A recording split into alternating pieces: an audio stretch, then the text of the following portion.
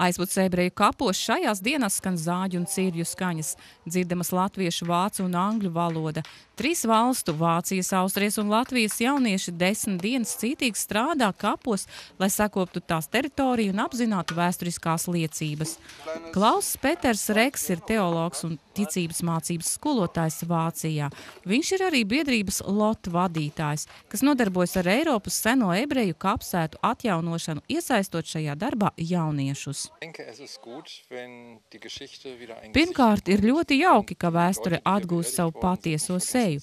Otrkārt, šādi kopīgi strādājot, jaunieši no dažādām valstīm iepazīst citu daudz vispusīgāk. Latvija ir vairāk nekā 80 ebreju atdusas vietu, kur nepieciešamas sakopšanas talkas. Kā atzīst Klauss Peters Reks, tad viņa sapnis būtu sakopt visas šīs kapsētas. Aizputes ebreju kapos abadījumi ir 2 flangos. Šobrīd strādājam labajā flangā. Kapus atbrīvojam ne tikai no kokiem, bet arī paceļam kapakmeņus, atjaunojam uzrakstus, tos numurējam un fotografējam. Apsūbējušie kapu pieminekļi tiek notīrīti, tad pārklāti ar bārdas putām, kas uzrakstus padara salasāmus. Daļa nogāsto pieminekļu, kas sver ap pustonu, tiek piecelti un piecementēti pie pamatnēm. Tas ir izzinošs darbs. Katrs kapu piemineklis tiek dokumentēts. Katram kapu piemineklim tiek iedots numurs, piemineklis tiks fotografēts, tiks atšifrēts uz pieminekļa rakstītais. Tas būs kultūrvēsturiskais materiāls, kas ir ļoti svarīgs aizputs muzejam. Un ebreju piederīgiem, kas šeit katru gadu ierodās un vaicā pēc saviem piederīgiem, līdz šim šādas informācijas muzejā nebija. Ir arī pat tādas kurjos, kad pat daudz aizputnieku vispār nezina, ka šeit ir tāda ebreju kapsēta.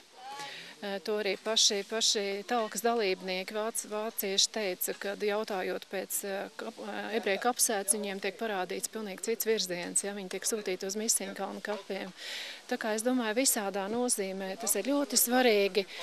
Arī tiem jauniešiem, kas no aizputs puses līdzdarbojās šajā projektā, tā ir tā motivācijas sajūta, ko viņi gūst no šī darba. Strādājot kopā ar vācu jauniešiem, kas šeit atbrauc ziedojot savu brīvo laiku, savus personiskos līdzekļus, būt šeit, darboties kopā, redzēt, dzirdēt un domāt, tas ir ļoti svarīgi. Tas ir tas kapitāls, kuru patiesībā nevar nopirkt ne par kādu naudu.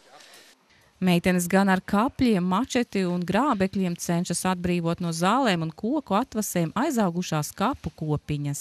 Darīt tu vari jebko, gan cirst kokus, meitenes var arī cirst kokus, gan arī grābt. Ja tev pēkšņi kaut kas apnīk, tu vari mainīt savu darbu, tā kā viss ir brīvi. Izturēs visas dienas līdz galam? Es domāju, ka es esmu tikai uz vienu šodienu ciemos. Nu jā, es atbraucu ciemos, un lūk šeit es rados kapos. Un ko tu dari kapos? Palīdzi sakopt. Viss notiek. Grābjam, cērtam nost nezāles, lai tīrs un smuks. Arī uz vienu dienu tikai atbrauci?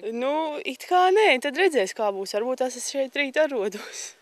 Vai sanāca ar vācu jauniešiem arī parunāt, iepazīties? Mazliet ir sanācis. Ļoti draudzīgi cilvēki. Man patīk arī parunāt ar vācu jauniešiem, uzlabot savu angļu valodu un tā.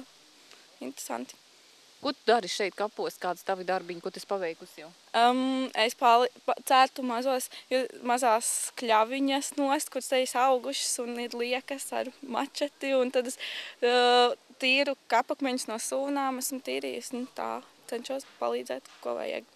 Tu kā aizputniece būdama, tu maz zināji, kur tie ebreju kapi ir? Nē, nezināju, nē. Un ka te ir tik plaša teritorija un tik daudz ko darīt. Tā kā, jā. Ļoti interesanti. Noslēguma pasākums par sakopšanas talkas norisi Šalom aizpute uz laipas starp pagātni un tagadi notiks trešdien, 10. augustā pilsētas kultūras namā, kas ir bijusi sinagoga. Man ir tāds uzdevums, ka es arī dokumentēju, mēģinu kaut ko dokumentēt, kā bildēt un filmēt. Pēc tam mēs mēģināsim izveidot filmiņu, lai mēs to prezentētu 10. augustā, kas notiks aizpēc kultūras namā, kas ir bijusi kādreiz kādreiz sinagoga, tad tur būs kā prezentācija, un tad ir arī doma tāda, ka mēs katrs uztaisīsim savu profilu un arī pastāstīsim, kāda ir vācu jauniešu motivācija piedalīties šeit. Noraugoties darba procesā, kur plecu pie pleca rosās dažādu tautību jaunieši, gribas jautāt, kāpēc gan ierosmei elementāriem pašsaprotamiem darbiem ir jānāk kaut kur no ārpuses. Katrs cilvēks mums ir kā skolotājs.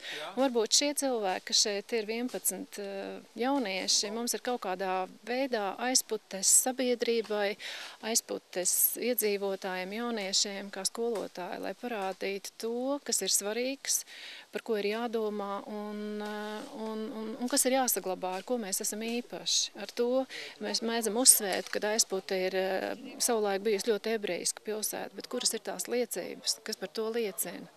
Par tām mēs nedomājam, tās mēs nesaglabājam. Un šeit šie sakoptie, kaut vai varbūt šogad tikai viens kopu stūrīts, kas ir sakopts, tad būs tā liecība. Sēl Brēmne, Edvīns Svēls, Aizputs televīzija.